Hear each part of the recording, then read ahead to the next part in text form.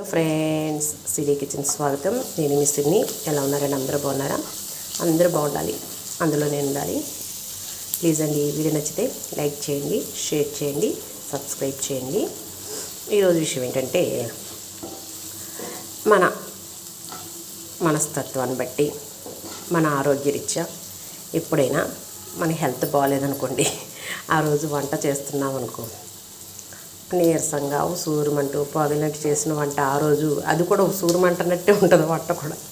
నిజంగా చాలాసార్లు గమనించానండి. అదే మనం ఆనందంగా దేవుడి పాటలు పాడుకుంటూ సరదాగా మనసంతా బాగుండి చాలా ఆనందంగా ఉండి వంట చాలా బాగున్నట్టు అనిపిస్తుంది.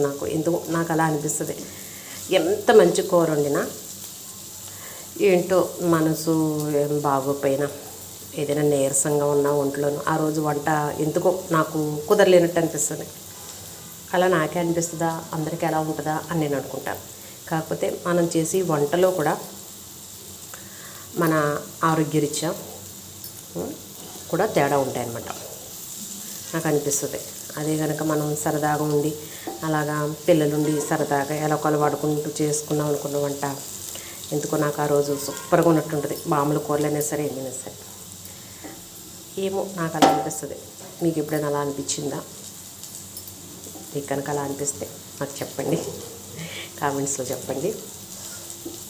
నవ్వుతుండండి, నవ్విస్తుండండి, ఆనందంగా ఉండండి, ఆరోగ్యంగా ఉండండి.